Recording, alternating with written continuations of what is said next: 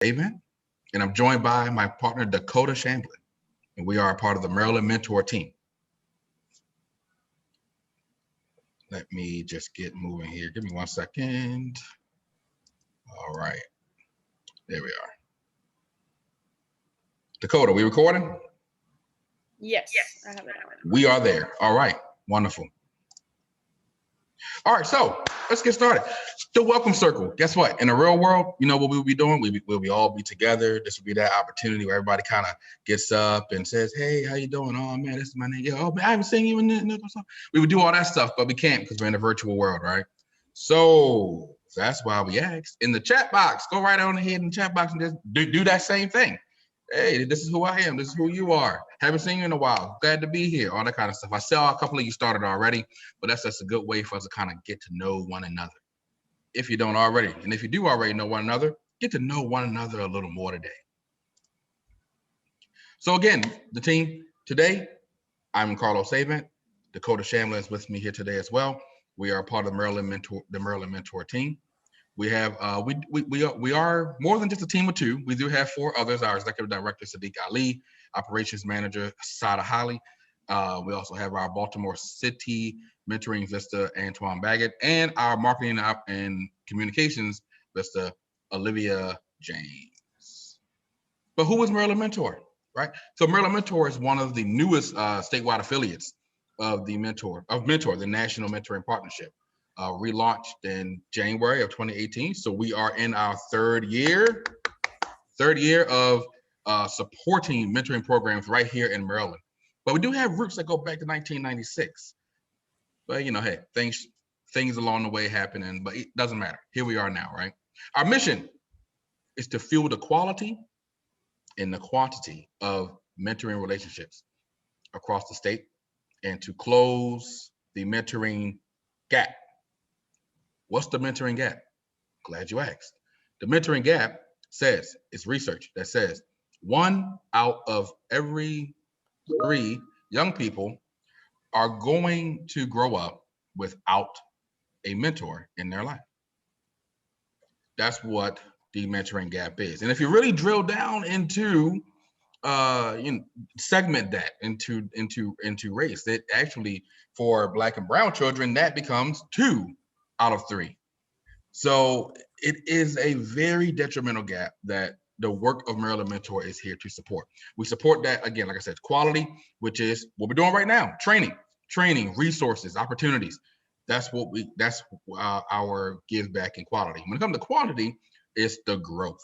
More mentors, more mentees. But you can't have more mentors and more mentees without the quality. Having the training, having the resources, equipping mentors to be effective with their mentees, equipping programs to train mentors so that they can be effective with their mentees. That's our mission and our vision. Every young person will have a caring adult relationship that they need to grow and develop into a thriving, productive adults themselves. That's the vision. We're going to get there. We'll get there together. All right. Webinar logistics. So you've probably seen these 1,000 times. I'm pretty sure everyone has been on at least 3 Zooms today. So it's pretty straightforward. Stay muted. Your video, you can leave your video on or off. That's totally up to you. But stay muted while we're going through the webinar. There will be opportunity to talk. Trust me, there will be opportunity to talk in the chat box. And also it just with the camera on is fine too. But use the chat box throughout the webinar to post your questions, your aha moments, or your the moments that you can relate to, whatever they may be. That's what that's for. Okay. If you need to speak, there's a little raise your hand button. I believe it's somewhere about right here. And towards the end of the presentation, we will ask you to complete a session evaluation. Tell us how we're doing.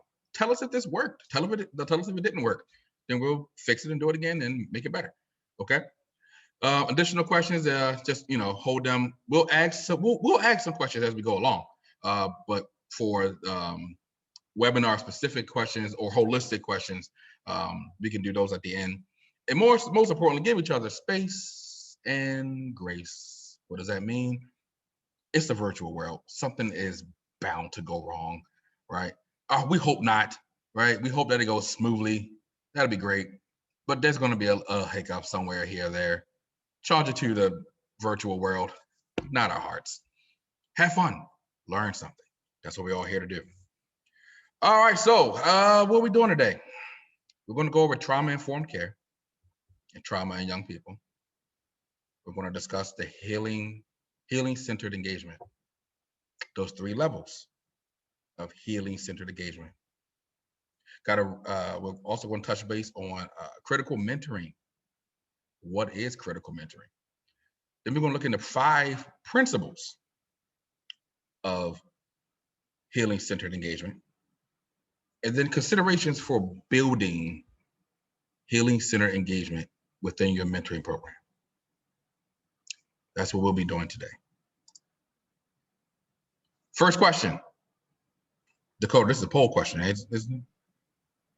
Wait, just a moment. I'm gonna have. Wow, do you guys hear that echo? I don't hear an echo. Oh wait, someone else hears an echo? I think it's because you may not be on mute, so it echoes into yours. You need so you need me to mute so you can talk. Yeah, if that's okay. Yeah, I'll go ahead. All right. What about now? Are we good? Yeah, I don't think I hear one. All right. So before we get into this discussion question, I did kind of want to just like assess the room and see what experience and knowledge we're coming here with today. And so I just have 3 really quick polls, and I'm going to launch them.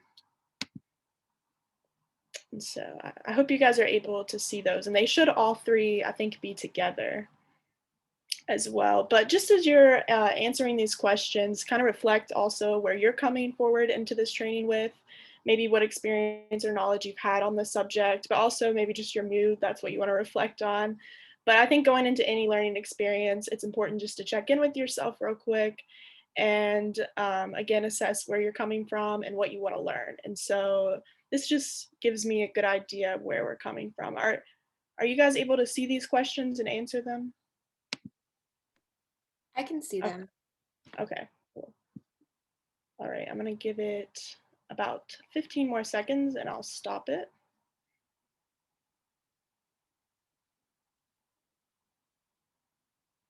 All right, so I'm gonna end this here. We'll share results. I cannot actually see the results. It won't show me. Do you guys see any results? Yeah, we can see them. All right, would someone like to share with me how long, for the first question that asked how long have you worked with youth? What's the most answer there, I guess, responded to? 2 to 3 years. 42% of people say they've worked with youth for 2 to 3 years. Okay, wow. So there's a good portion of you who have worked with youth and have done youth development work with them before. So I'm sure some of the stuff I talk about today will be things that you've heard or thought about before. And so what about the second question? Have you worked with youth who have experienced trauma? What's that look like? A little more than a 50-50 split. So 58% of people say yes and 42% of people say no. Okay, so yeah, half and half there. Well, chances are, even if you think you haven't, you probably have at least worked around adults who have experienced trauma or children that you just may have not been aware of. And so we'll get into a little bit more of that. And then that third question, if Annabelle, you don't care to tell me, have you heard of healing-centered engagement before? So 33% of people say that they have, and 67% of people say they have not. Awesome, okay. So I'll get into a little bit more of where I discovered healing-centered engagement, but from what I've read up on, and where I found this concept is in a report done in 2018 by Dr. Sean Jenwright. And he does several webinars, and there's several other different youth development organizers that talk on this concept. And so I'll speak a little bit of his words that he actually uses within the report here in a little bit, but I definitely wanted to shout him out before we really get into it. And then, so now we'll move on to this discussion question. And this is when I want to allow you guys to either speak verbally or you can put it in the chat. But what goals or outcomes are you expecting from your relationship, from your mentor-mentee relationship? And the reason I ask this is because there is a purpose to these relationships. And so you should reflect on why you're going into it and why you're doing the work and what you hope to accomplish. So if you'd like to speak, feel free to unmute yourself and speak, or if you'd feel more comfortable just putting it in the chat, you can do that. But definitely want to start dialogue here if anybody wants to begin. Hi, I'm Daniel. I would like my mentee to be basically in a better spot with his project than he is now, like a more advanced spot, I guess. And so I would like that to happen. And also, I would like just to, basically be a friend with my mentee to the extent he's comfortable with that, and just be just like someone he can go to if he has questions about anything. I guess just be a mentor. Yeah, no, that's a great answer. Thank you for sharing. Because you incorporated also, goal-driven aspect as well as that relationship-centered aspect of it. So I think that's definitely important. And then Jess in the chat says she's looking for mutual support and growth, intergenerational solidarity and understanding. I really like how you use intergenerational solidarity. I enjoy that. And then second, she says she seconds Daniel in building a personal friendship, ideally. Would anybody else like to speak before I move on?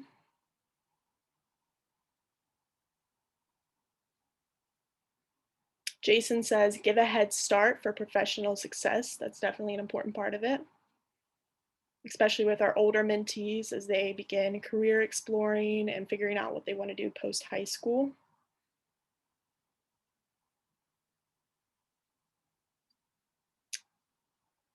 All right, so I'm going to go ahead and move forward just for the sake of time, but I appreciate you guys sharing with the group. So if Carlos, can you hit that next slide for me?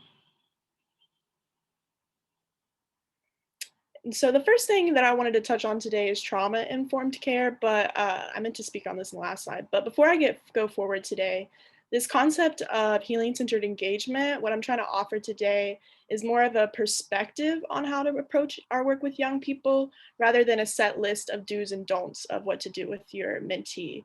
And so this is an approach that will allow us to change and transform and support the systems and institutions that impact the environment that we find our young people live, work, and play.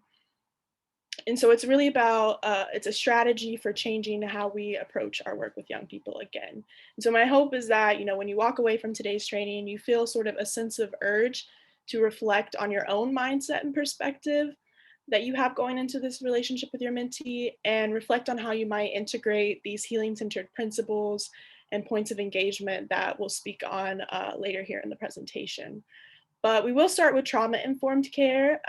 When I first started talking with Annabelle and Melissa about doing this training, they wanted it to be about building a relationship with your mentee, and that was based on feedback they actually received from you guys, their mentors. And so we started brainstorming a little farther on, what topics we wanted to touch on in this training. And it was really important that we first start building the relationship through a trauma-informed lens. This is a very critical component, and it's not to say, like we talked about a little bit before, but that every young person has experienced or been dramatically impacted by a traumatic experience. That as time has gone on and as we begin to learn more about psychology and how that works, especially starting with the ACEs study in the late 90s, it's telling us that traumatic experiences are really a public health crisis. And we've been really treating the symptoms for a long time. And now it's time to engage in this process of healing by educating and taking action against the policies and practices and values that are held within our institution, those real root causes. And so trauma is unique in the way that it's really experienced very subjectively for each person. And what one person may consider as traumatic experience, another person might. And this is really dependent on a multitude of different reasons. One really important factor is your developmental age. So for example, say you're in your late adolescence and you're trying to form this identity, sorry, and you experience some type of disruption, whether that having to do directly with your identity or some type of other traumatic experience. And this can begin to stunt that development. And so it may never fully develop as you begin to get older, and you'll actually start to notice problems as you get older, that you never formed that sense of identity and purpose and that self-image, that positive self-image. Another example might be, when you're an infant and you're in that developmental stage of trust and you're trying to build trust with your family and your mom and dad, and there might be some type of disruption that really stunted that growth of trust. And like I said, as you get a little older in life, you start to see how that manifests itself, that you never really truly were able to find trust in the people that were supposed to be taking care of you, and the environments that are supposed to be cultivating and fostering well-being. And so the developmental stage is a factor in how you respond to and perceive trauma, as well as factors of buffers or supports that are already in place in your environment that sort of combat those negative effects of these experiences. And we'll get a little bit more into that here in a few slides. But another important point to make about trauma is there are different kinds, and there's also this concept of collective trauma. And that's kind of what we'll get into with healing-centered engagement, is approaching it, since there's things such as collective trauma, approaching it through a collective healing lens. And so especially now with our time with COVID, how we're all collectively going through this struggle and these frustrations, as well as the impact of white supremacy and anti-Black mindsets of these countries and the systems that we operate in. For our young people, this can be really difficult to process and navigate through. And so that's why we want to start approaching these relationships through a trauma-informed and healing-centered perspective. And so before I go on, what other forms of trauma can you think of or name besides these individual isolated traumatic experiences? You can unmute yourself again, or you can share in the chat. But what other forms of trauma have you heard of and that you can name?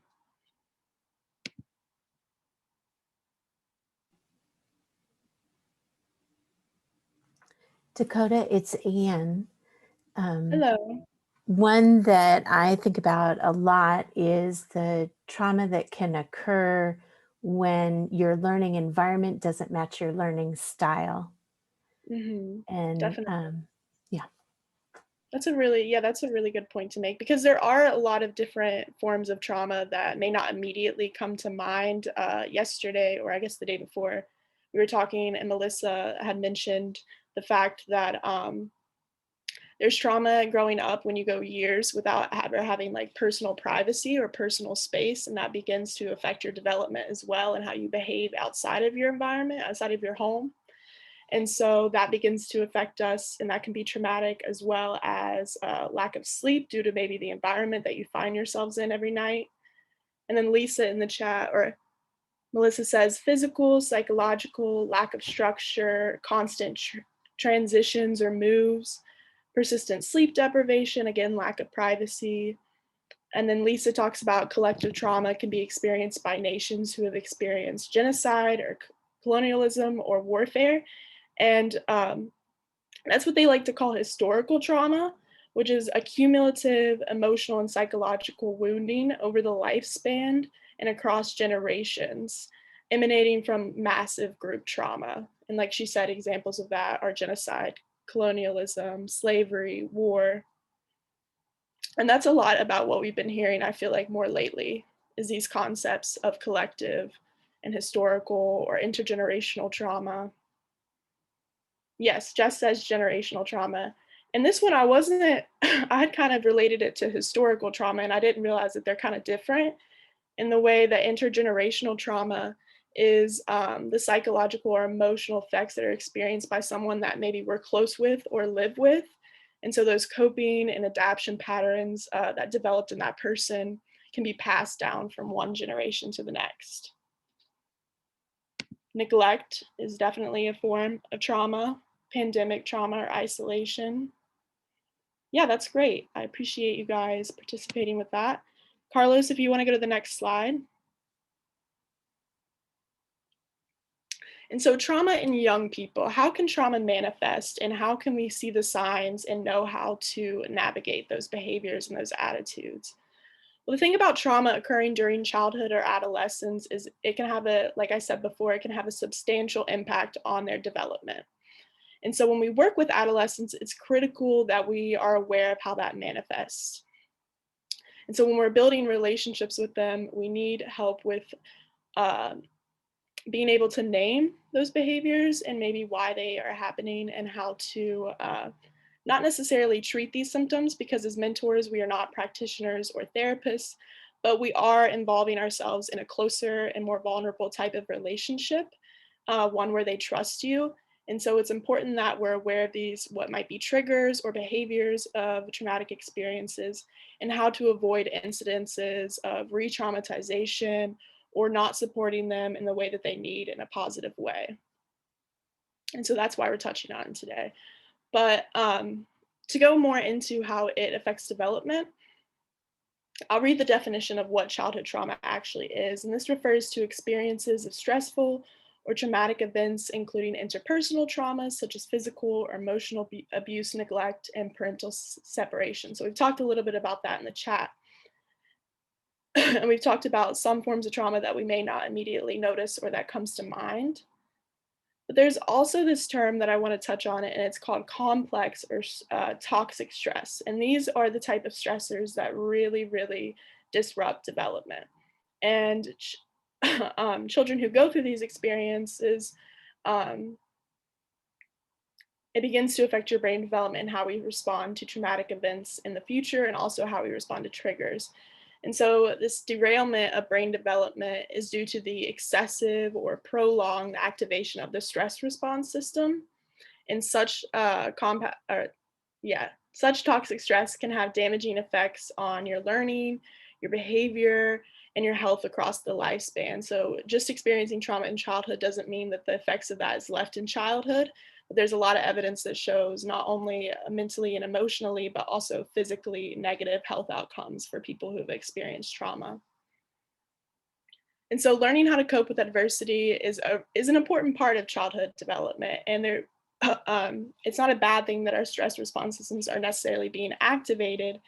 It's just that, when we're being threatened, our bodies prepare us by, increasing our heart rate, our blood pressure, increasing the stress hormones. And so when a young child's stress response systems are activated within an environment of supportive relationships with adults, these effects are kind of buffered or brought back to baseline.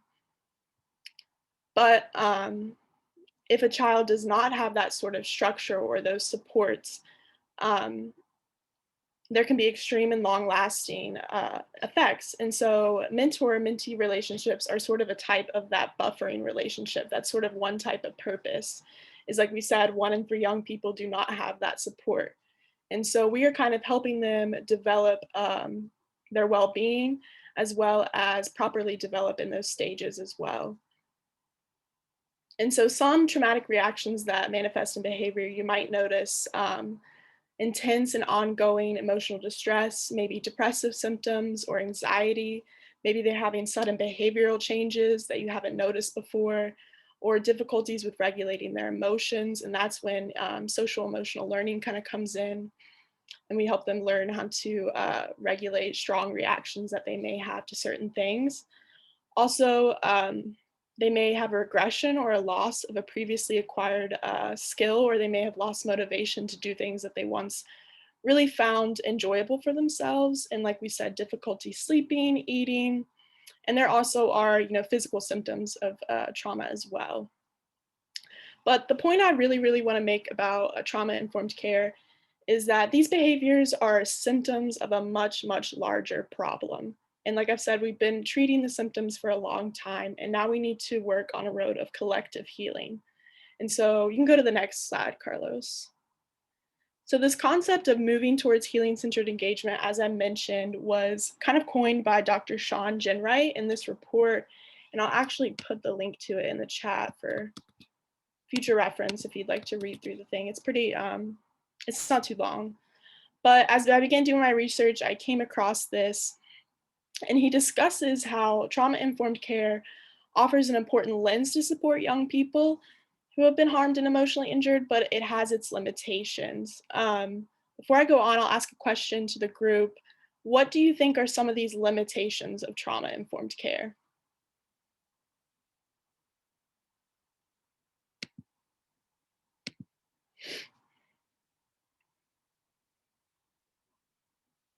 So what might trauma-informed care be missing?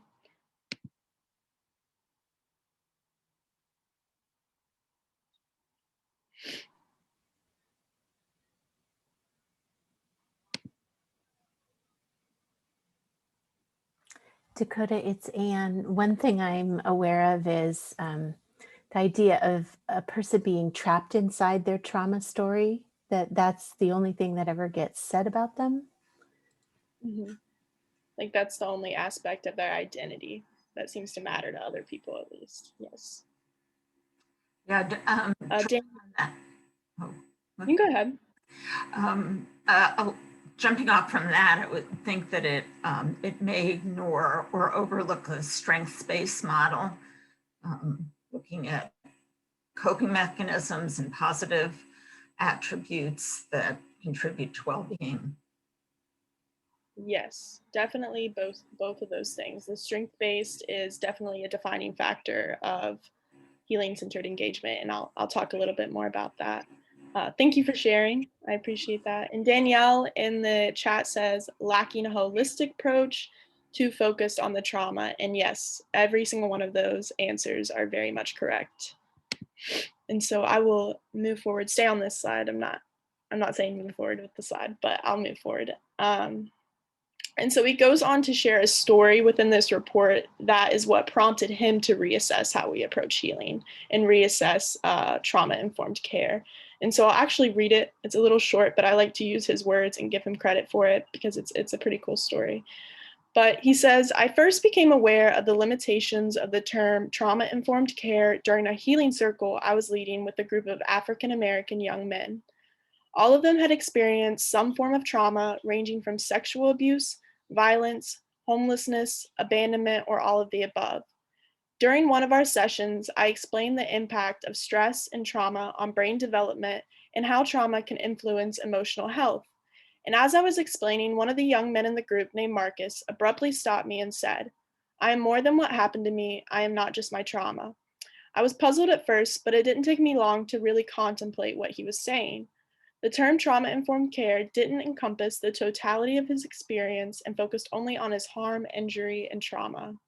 And so Jen Wright goes on to suggest that we should look at healing from trauma, like Danielle said, in a more holistic way.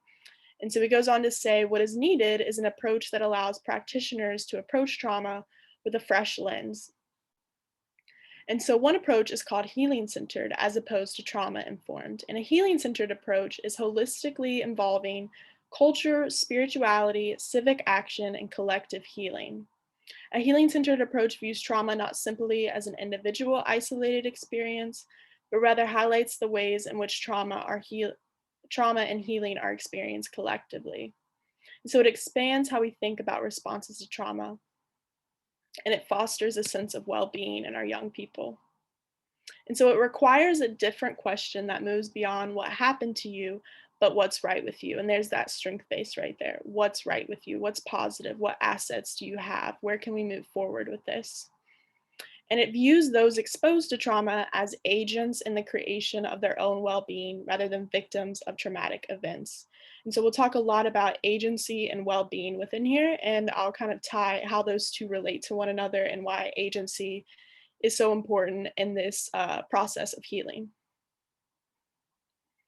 And so healing-centered care builds upon trauma-informed care. It doesn't just ditch it, it builds upon it. And first, that it acknowledges how trauma is experienced collectively and not just individually. And again, if we know it's collective, we have to approach it in a collective way.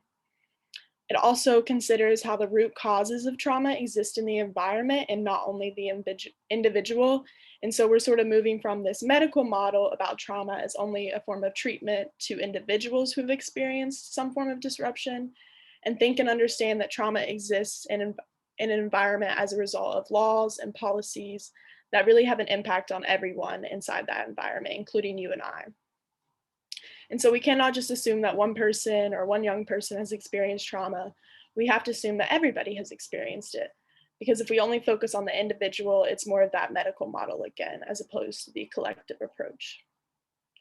And so another way it builds on trauma-informed care is it focuses on the restoration and healing rather than the coping with symptoms again. And so oftentimes we think about coping with symptoms and we are trained to reduce symptomology.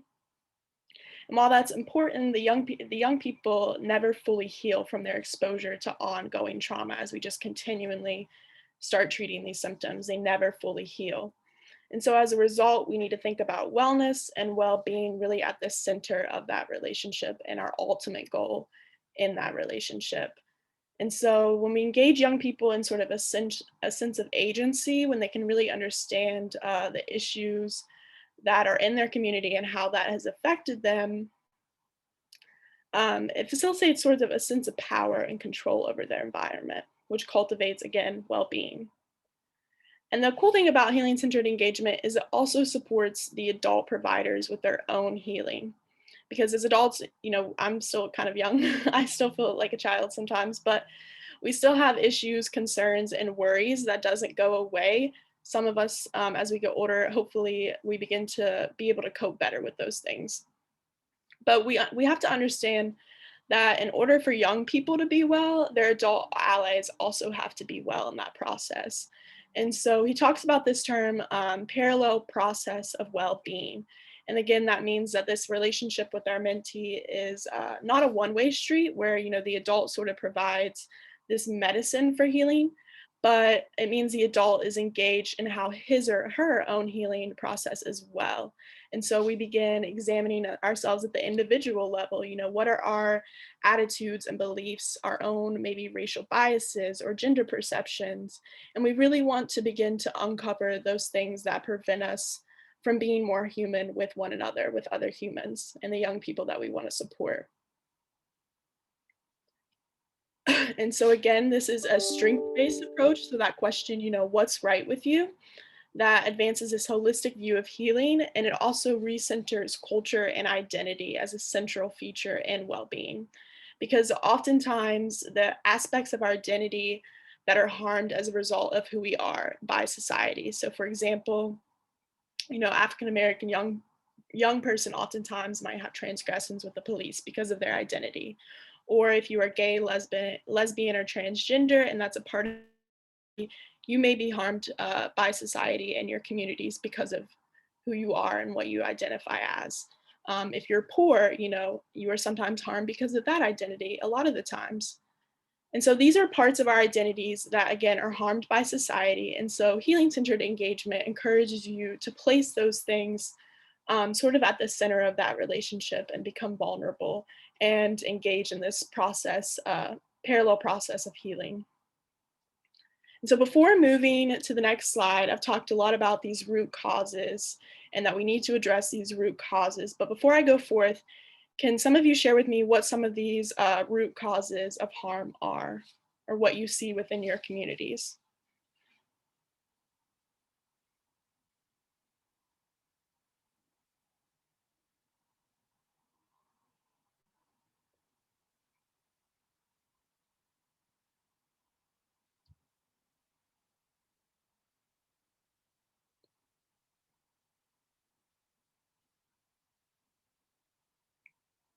So we've talked about, violence, lack of access to food or housing, living in poverty is a form of trauma.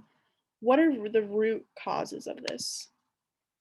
So Jess says some of the things mentioned earlier, white supremacy, colonialism, and Jason said, would you repeat the question? Yes. So what are, we talked about root causes. What are some root causes that you can name, maybe that you've seen, heard of, that cause these harm in your communities?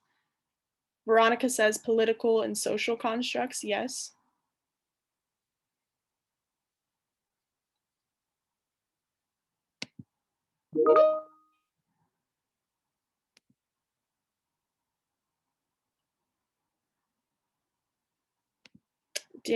Anne says economic inequity.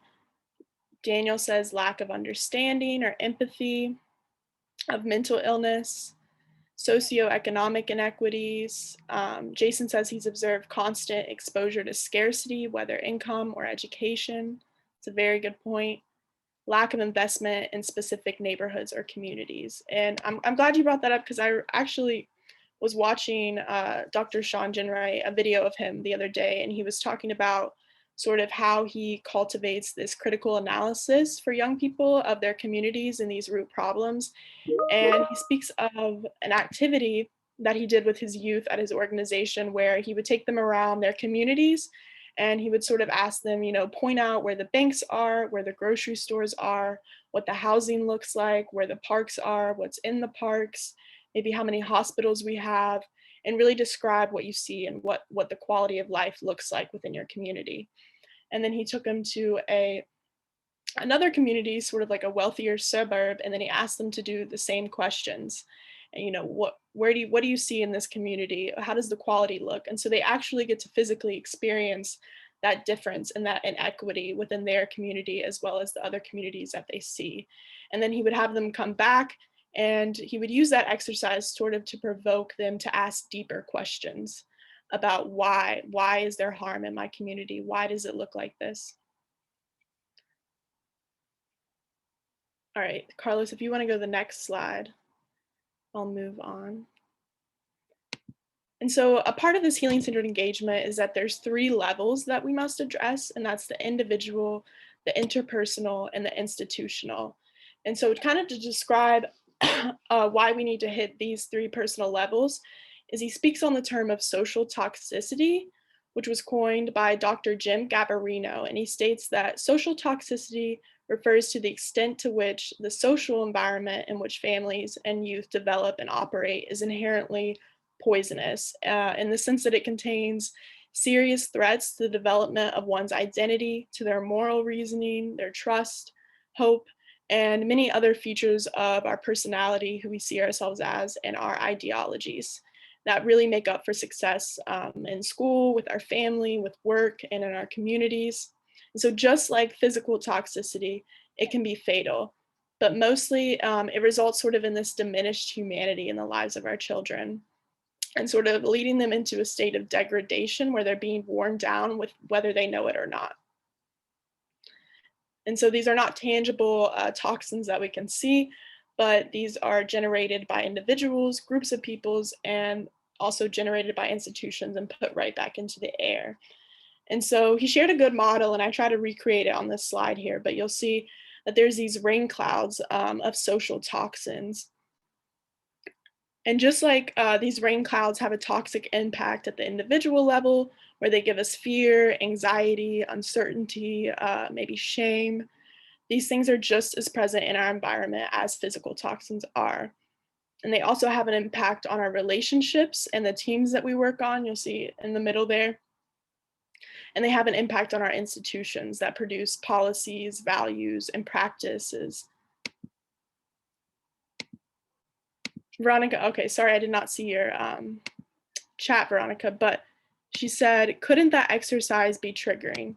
And when I did read that, I did think of that, kind of myself. I think a good point to make is that it's important to always go at the mentee's pace. And so not necessarily force these exercises or these conversations onto them, but begin by being vulnerable and building empathy and building that transformative relationship with them. And then maybe this is an activity that might come from that, or maybe they ask you to learn more about civic education or whatnot. And if you, to your discretion, if you definitely think that that could be triggering, or you've talked about it with them, follow their pace and what they want, put them at the center of that relationship. So I think that's a good point to make. I thank you for bringing that up, Veronica. Yes, so these rain clouds that I've been talking about, these social toxins, they're a result of classism. We see racism in there, ableism, transphobia, etc. And these structural inequalities and mindsets that have an impact on everyone. And so we have to address them on the individual, interpersonal, and institution. And because we can't begin to change institutions until we start with ourselves and our relationships and assess how those impact the youth that we work with. And so in order for us to talk about healing, we have to come up sort of with a new way to deal with our exposure to these social toxins, especially starting with that individual level. And so we really need to get underneath and heal from our own bias. Like I said, this process is about also transforming and healing yourself. So understanding what may keep you from building these human connections with other people. And so how we engage with youth is also a result of our own experiences and upbringings. So that's also important why we assess that and how our experiences and upbringings have dictated sort of our own behaviors and patterns and how that might impact young people. And so also rethinking our teams and relationships, how that impact and how our teams and individuals impact our institutions. And so we can kind of stop this cycle of just regenerating these rain clouds of social toxins. And so I did talk a little bit, we're going to hit on the book Critical Mentoring, because she also has this concept in the beginning of the book about clearing the air and purifying the water. And so I'm going to let Carlos kind of speak on that a little bit more in this next slide, but we're going to show a video that kind of gives a good synopsis on this concept that she's talking about. All right, yes. So critical mentoring, it's, in a nutshell, it's taking mentoring to a more in-depth and concentrated place, right? It is, and for youth today, is extremely necessary to dig deeper into more than what we know mentoring to be, right? What we understand mentoring to be on the surface level is you get connected with a young person, you take them out to lunch, you ask them how's school going, do you like your little brother or sister? Great, cool, and then that's it, right? But in today's environment, that the world has changed, thus mentoring needs to change. And that's pretty much the point behind critical mentoring, where the author, Tori Weisen Sheridan, he mentions critical mentoring as being is augmenting the critical consciousness. And it's about helping youth construct powerful identities and gain valuable work and school experiences that they can use in legitimate ways. She considers it the next juncture in the mentoring practice, right? That looks deeply and challenges the deficit-based notions of your young people, and it forces that young person into adaptation to dominate ideology and engages in a more liberatory process. So I'm gonna let her. I have this really good video where the author, she's actually doing a TED talk and explaining a little more in depth the purpose behind critical mentoring and its relationship with critical race theory. All right, so here we go.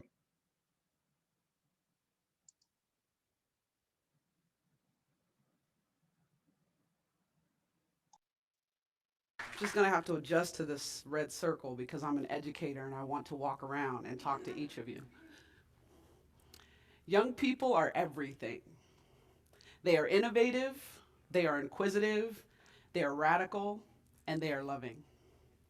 Young people have so much to offer us and so much to teach. As co-founder and CEO of the Youth Mentoring Action Network, a mentoring nonprofit here in the Inland Empire, I have had ample opportunity to listen to and build alongside young people. Now, while some of these moments have been difficult and challenging, all of them have been absolutely worthwhile. Folks engaged in youth work today have a really big responsibility. There's a lot happening in our world. We are engaged in epic and real life battles against racism, heteropatriarchy, rape culture, and so much more. If there's one thing that young people need, it is a network of support. People that can help them to process and navigate the myriad of issues that they face. Young people have an incredible opportunity to build the world anew, but they need the love, support, and dedication of critical mentors to help them do it. To say that young people face a myriad of issues, this is what I mean. These images are of 4 young people, and some of these faces may be immediately recognizable to you. They may, in fact, help to sort of get you to understand the theme that is going to emerge here. Each of these young people have been victims of murder or assault. The first picture is of Trayvon Martin, who was 17 when he was shot and killed by a neighborhood watchman. The second picture is of Monique Tillman, who was assaulted by a mall cop when she was riding her bike through the parking lot. The third picture is of Tamir Rice, a 12-year-old who was playing in a park when he was shot and killed by a police officer. And the fourth picture is of Dejera Becton, who was pinned down and sat upon when she attended a pool party. It's important for us to say their names. What each of these young people have in common is not only that they have been victims, but that their victimhood is a result of race, class, and heteropatriarchy. So how do mentors help? I've had the opportunity to travel around the country and talk to and train mentors about these issues, and I often show them these slides. I show them these visuals with the purpose of asking them this question. If you had been a mentor to one of these young people, what kinds of conversations might you have had with them?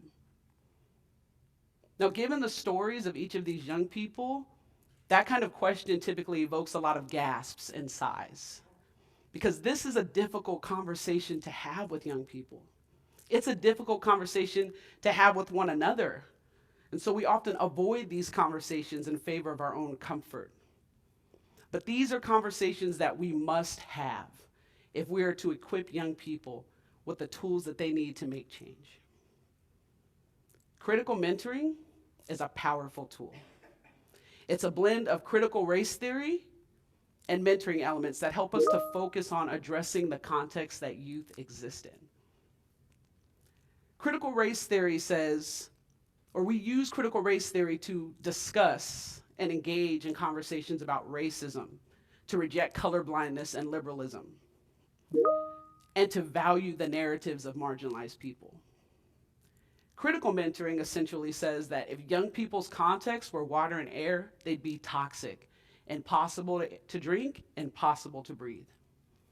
Mentoring must move to clear the water and purify the air.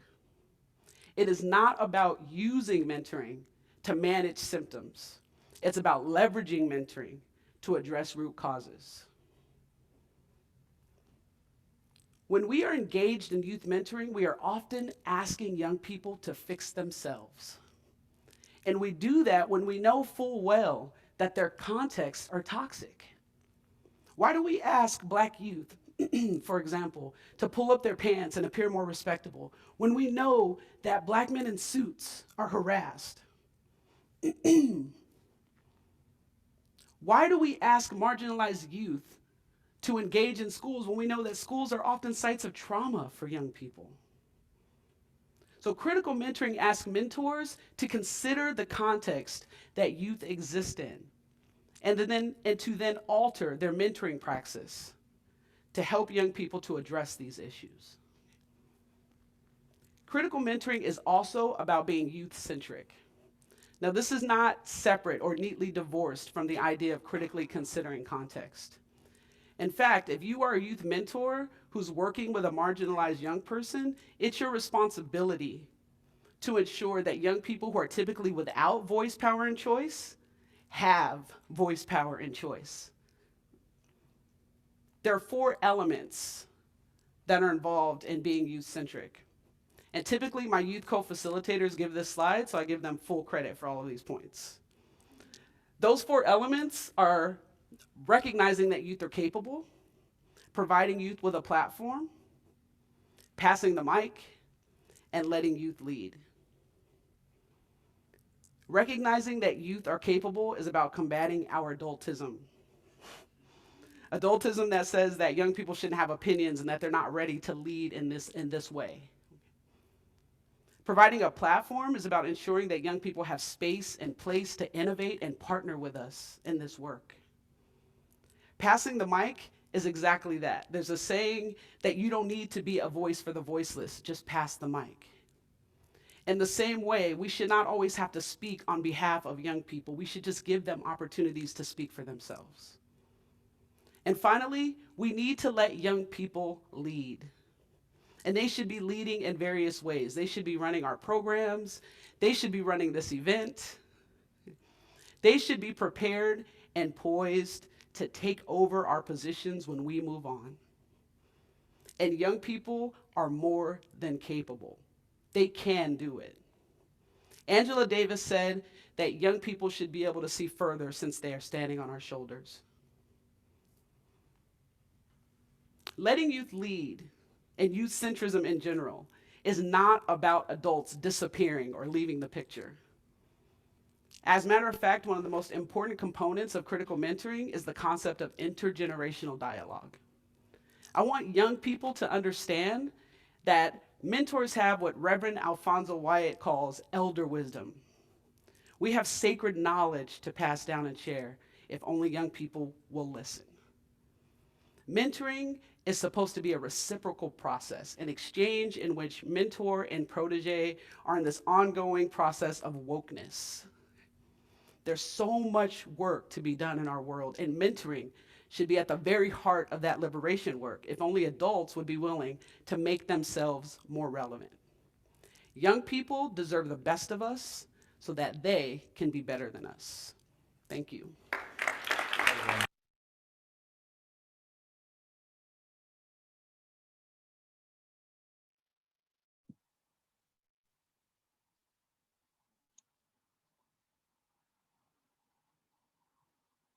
Okay, so we'll move on. Thank you for that video, Just Carlos. gonna have to adjust to this red.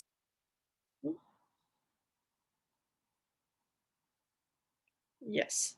So, yeah,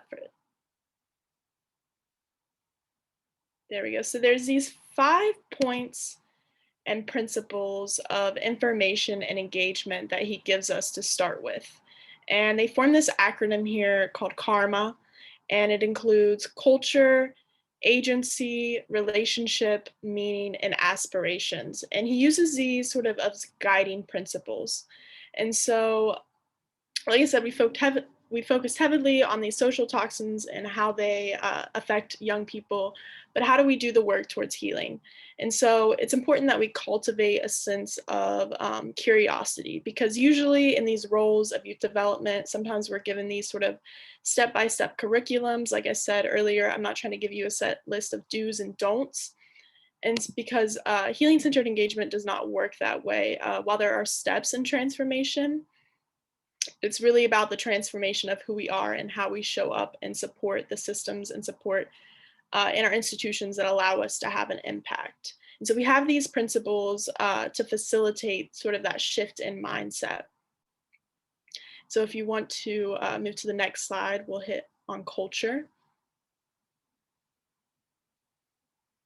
Yes, so culture is all about youth and adults being engaged in learning and discovering, specifically around our cultural identity or identity. And so culture means that we're developing an awareness of not only our own, but others' racial and social identities. And so it means that we're trying to actively engage in conversation about identity. We're actively beginning to share our own experiences in ways that our identity has been harmed by society. And also integrating these culturally appropriate procedures and processes of support based on their identity. And like we kind of talked about early, it is about going at the mentee's pace. And so maybe this is not something that comes up fairly quick in that relationship, and it shouldn't be necessarily forced either. It's about beginning the stages of empathy exchanges and being vulnerable. And so beginning by sharing your own story and seeing where that leads. And so this is about having conversations on who we are and why that matters. And so we can move on to the next principle here, and it's called agency. And I talked a little bit about how agency has a critical role in fostering well-being. And so agency is about youth and adults identifying those root causes of community issues. And so it's the individual and collective ability to act, create, and change these systemic problems. And so we're providing young people in this instance with the support and resources to understand the cause of their challenges in their schools and their communities and the environments that they find themselves in, and sort of about providing civic education. And so I shared that story of what Dr. Sean Jinwright had gone through with his, well, young people. I'm not sure if they were necessarily his mentees, but the youth in his organization. And so the relationship between agency and well-being is that when we are engaging and responding to the things that have harmed us, that act of engaging and responding provides sort of a sense of control and well-being in our lives. And so it's an important part of how we think about healing. Letting young people know that if you do want to change something, you have the power to. And so it means actively engaging with youth in ongoing political education, like I spoke about, maybe offering up opportunities for civic engagement. Oh yes, Daniel, thank you for joining us today. I appreciate it. This will be recorded, so if you want to finish it up, maybe another day, you'll have the chance.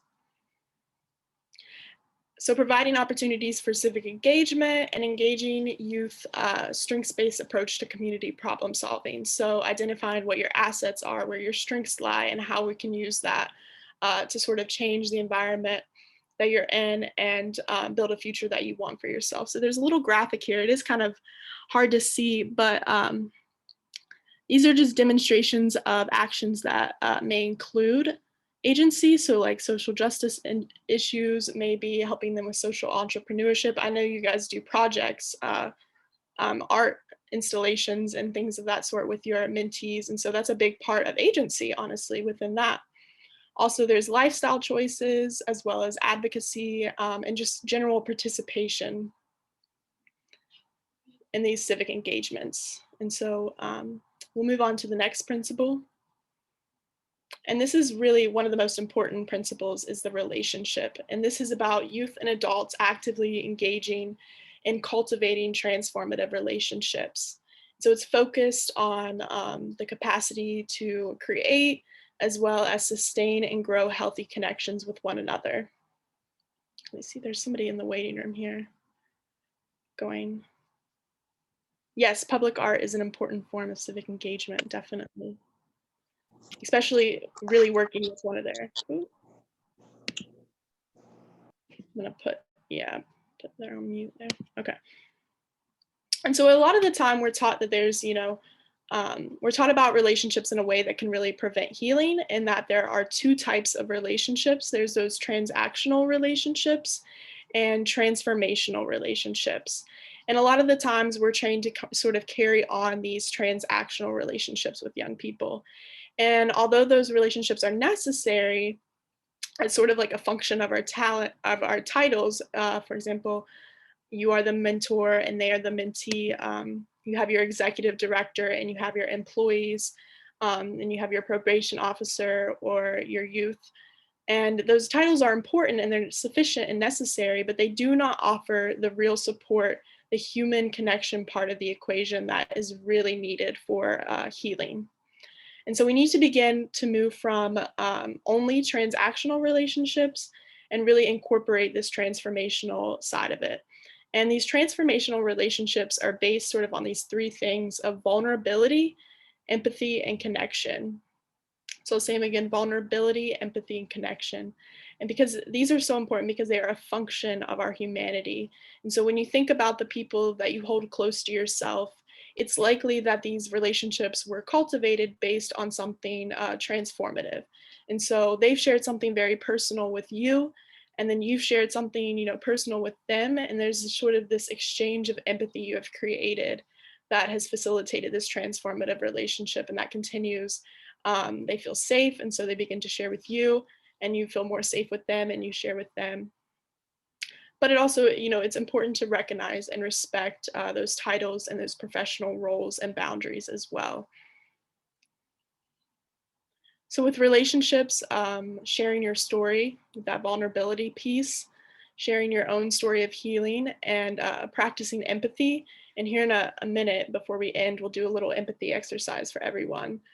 But also recognizing the value of inclusivity and belonging to an institution, being in those big groups of community plays an important role in our well-being as well, and fostering really a culture of connectedness, that human connection that is really so important in anything.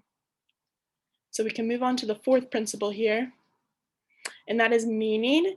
And this is about youth and adults learning to cultivate positive meaning making about themselves. Sorry to interrupt. I have a question about relationships before we move on. Yes. It's in the chat. Yes. Um, Okay. yes. I can just say it aloud. I'm very open, and so I'm worried that, especially in the earlier part, I'll take up too much space sharing my story. I know that I'm not expecting them to open up right away, but is there such thing as doing too much? I think there definitely is. I think a lot of the time, what I want to say is that, I guess, having some sort of self-awareness of that and being able to see that boundary or see maybe how they respond or react to just that first incidence of like sharing your story. And so I wouldn't say bombarding them every time you have a conversation with them about, your own experiences and those really vulnerable parts of yourself. I think it's important to kind of follow with the flow of how it goes and the pace of how it goes, and not necessarily unloading on them when you think that relationship hasn't really gotten to the point where they feel safe enough. And so that's what I would say. I don't know if that was helpful, but I think a lot of it is just about self-awareness, and in this relationship being really aware of their behaviors and how they respond to conversations that you have with them. Thank you. You're welcome. All right, so we were on meaning. And so meaning is about the profound discovery of who we are, where we're going, what purpose we were born to serve. And so for us, this is about reminding ourselves why we got into the work in the first place. And we're integrating that into our practice and our work, in our conversations, ways that we begin to think about why it's important that we get into this work, what our meaning is in this relationship, as well as their own. And so for the mentee, this means kind of focusing on those assets that those young peoples have, their own sort of sense of purpose that they're here for, rather than these liabilities that they hold. Because those assets are really what gives us more fruitful meaning in our work. And so it means creating opportunities for young people to, again, identify their own assets, explicitly communicating their assets into projects like you're already doing, and group interactions as well. Actively seek and incorporate young people's perspectives about social issues, and building systems of support for adult social emotional growth and well-being. And so Jason says, and seeing examples of people comfortable in their different / own skin is so great for mentees. Yes, definitely. So we'll go on to the last principle, and then we'll get on to an activity really quick. And so this last one is about aspirations, and this is about dreaming and imagining. And this is one of my favorite parts of it, because this is really about the forward part, the future part. And so aspirations are important because oftentimes in the youth development field, we're really focused on problem solving what we see in young people. So we're trying to fix their resume, get them a job, keep them out of trouble, getting them out of traumatic and violent situations. And although those are definitely important because they do affect our well-being, it's also important that we help them look to the future, and we help them to focus on their goals, their hopes, and their dreams.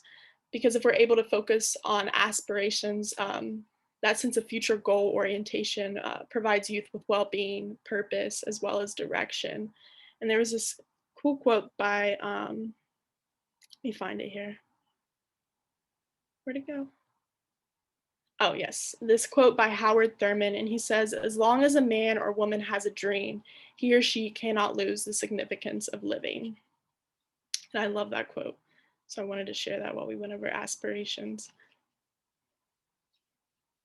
But aspirations may look like a series of conversations and practices that allow us, again, not just to focus on that problem solving, but also possibility creating. So asking them what they want to do, helping them identify their assets and how they want to use them and who they want to become in the future. So again, it's about exploration of possibilities for our lives in the process of accomplishing goals for personal as well as collective well-being. And so engaging young people in positive discussions about their future, creating opportunities for dreaming and imagination building, which I think you guys do a great job within your program alone, just the structure of it and the purpose of it. And so building opportunities for goal setting, having the relationship be an important aspect of that, the mentor and mentee relationship, but also having goals, having it be goal driven as well. So we get things done. And then embed opportunities that reinforce asset driven language.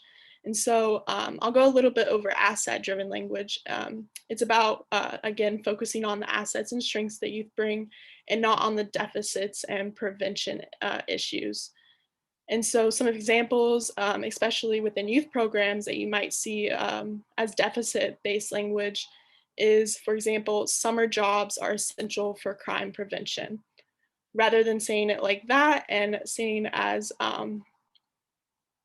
the community as the problem, you consider saying it through the summer jobs program, youth have an opportunity to contribute to the community. So there's that asset driven language. Youth have an opportunity to contribute to the community. Another example might be, we need to find more summer jobs for at-risk youth. And then you could consider saying it in more of an asset-based way, as in youth from our community are seeking summer jobs. And there's another good one here. It says the plan addresses the students' barriers to success. And that's the deficit-based language. So the plan addresses the students' barriers to success. And instead of using that, you can consider students use the plan to set goals. Students use the plan to develop problem-solving strategies. So reminding yourself that students have this ability, young people have this ability, and it's not necessarily us serving them, it's us just connecting them to those opportunities. And so if you want to go on to the next slide, I'll wrap up here real quick. And so I want to do this empathy exercise, and it's just, we'll only take a few minutes, but I'm going to put you guys into breakout rooms of 2. But the reason I'm doing this is before you leave today, if you take anything, I think these 3 important considerations, if you have a piece of paper, like write them down. These are really important to focus on. And that first, in your relationship, start by building empathy. And so empathy is something that's going to take time, and it's an ongoing process. And like I've said, we encourage, adults to be vulnerable and honest as well, sort of creating that safe environment, creating the empathy exchange. Bye, Veronica. Thank you for coming. Because fostering empathy allows for young people, again, to feel safe sharing their own experiences and emotions. And so let me, I'll kind of explain this empathy exercise before we get into it, but I'm going to pair you in groups of 2. And you can pick your own topic, but I'll give you an idea as well if you don't have something you can think of. But you're going to have a conversation with the other person, and you're going to give each other both a chance to share. So kind of keep your stories a little short just for time. But you're going to allow one of the 2 of you to begin speaking, and you on the other end, I know it's hard in the virtual space, but we can still be good active listeners. At least try to be, because we're going to be virtual with our mentees anyway. So you're going to practice active listening as they talk on this topic, and stop every so often to sort of restate what the person is saying, and then at the end sort of try to restate what they're saying. And so as you're listening to their story, start asking yourself, what is this person feeling? Have I ever felt this way? If not, how would I want to be treated if I had felt this way? And so the topic that I kind of thought of, but you don't have to necessarily talk about if you have another story or frustration or experience that you want to share. But the topic that I have is maybe share the details of a day you felt overwhelmed.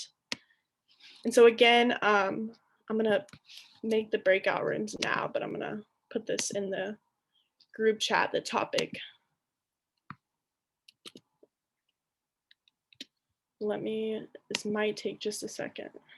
So we have, how many people? We have 12, okay. So we'll do breakout rooms of,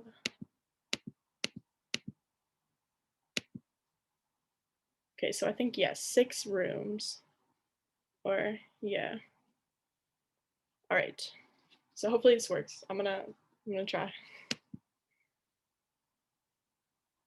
Okay. I am actually going to, hold on, take myself out of this because, oh.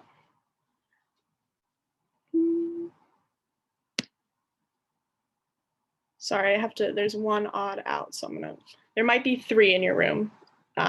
So I'll give you an extra minute as well, but I'm gonna add. Okay. There you go.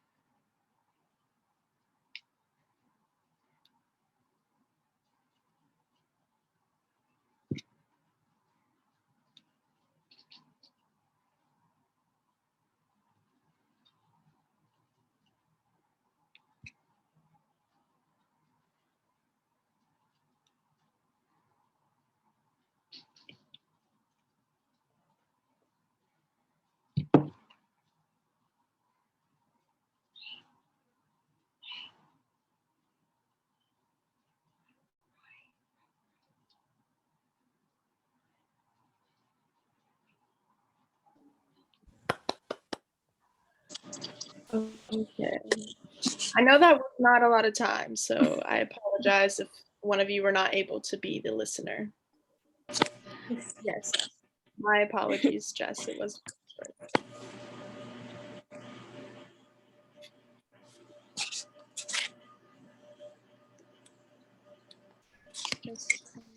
Okay, so hey Carlos, do you want to Yeah. put the slideshow back up for me? Thank you. Oh, it's not? Sorry.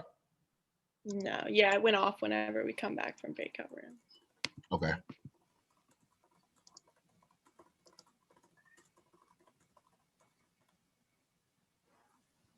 Okay. So I apologize. I know it was short, but I didn't realize that we only had very little few minutes. So It's okay. I wanted to bring us back, but Carlos, do you care to mute? Mute me? Oh, yeah, echo. Yeah, sorry. Thank you. And so why I wanted to do this exercise is because it makes the second person an active participant in this story. So it lets the first person know that they're listening and they're interested in what they have to say. And the result not only makes for more in-depth conversation that's understood by both participants that are present, but aids in continuously building this trust between them. And so another just quick idea that you might want to do every conversation that you have with your mentee or when you see them in person or over video is just ask them very simply, it's called the good bad exercise, but just share a good and a bad moment of the week. And I know a lot of us probably do this within our work at the start of meetings, but it's never a bad idea to kind of incorporate that within your relationships too, if you find it's hard to naturally have that conversation at first.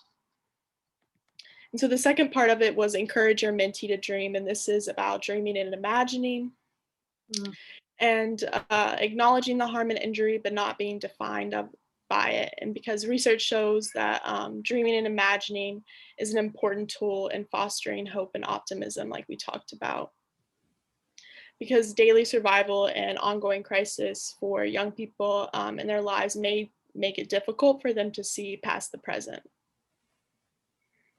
And then that build critical reflection and take loving action when we talked sort of about in the critical mentoring video, instilling this sort of critical consciousness and having them analyze and understand their situations in their community and how and why they maybe are being harmed. And so, like I said, these are just 3 things if you wanted to write something down or be able to take something kind of short and sweet from this, is to start with these 3 things. But I think that's my last slide. That's all I have for today. So I will offer up if anyone has any thoughts or questions. Oh, I see our chat is down here. Okay, so you guys are saying you guys do a rose thorn exercise, yes.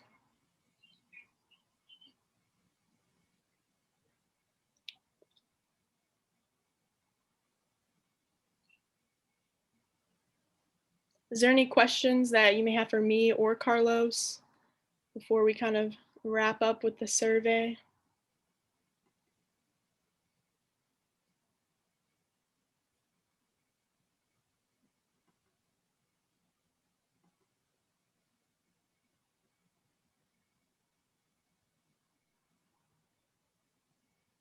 Do I have any additional resources or links to share? So I did put that first link of the report in there, and I'll do it again in case somebody came in late, but I'll also, thank you, Jess. I'll also put the link of a webinar that Dr. Jen Wright did pretty recently on this concept. Let me see here. And then the critical mentoring book as well. I'm not sure if Carlos has a link or anything, but.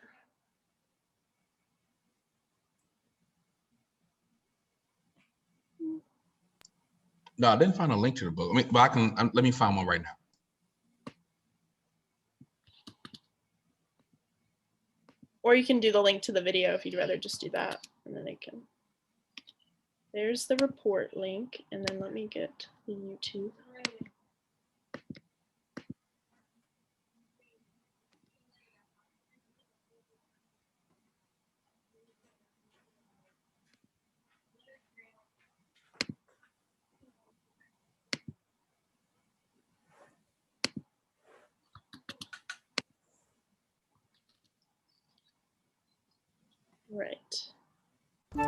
that Grammarly does more than catch errors.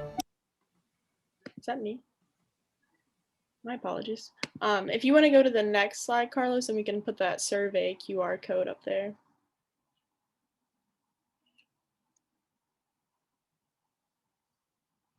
We do not personally have our own personal trainings on critical mentoring, but I know from just what I've looked up on the internet, there are multiple, presentations that have been spoken about it.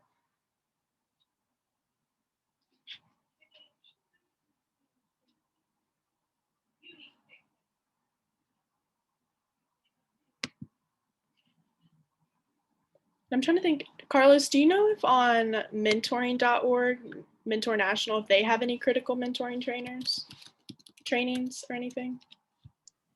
Not that I can think of. I haven't seen any specifically in there. I'm pretty sure it's built in, but I have not seen none specifically to that. But but something that might be relevant probably will be one of the EEP supplements. Yes. Yeah. Mm-hmm.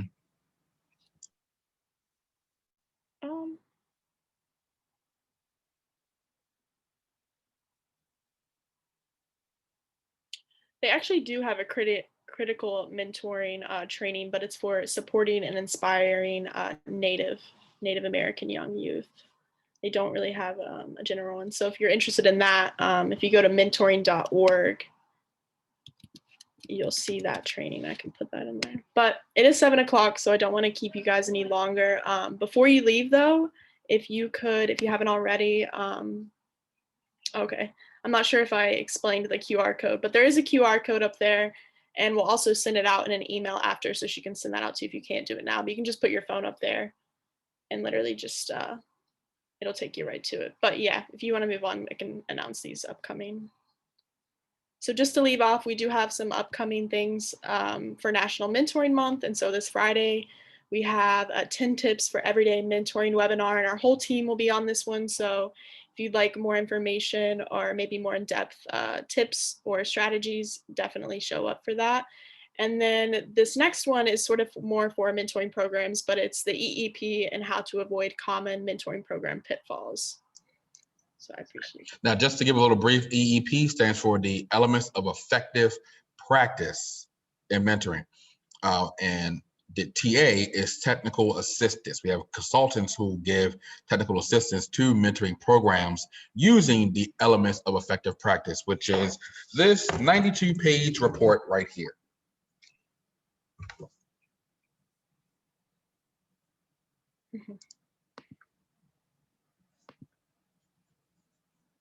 Yes. And lastly, nope, it was your code outside. Well, I think my echo is going to go through again. So, but we have the National Mentoring Summit, and this is sort of a conference, and it'll be virtual this year, but it's really for any youth development workers that are interested on, sort of niche topics or want to go more in depth with other youth development organizers. So there's that. Yes, thank you everybody for participating. I know some of you probably definitely want to get off now, but that's the end, I promise.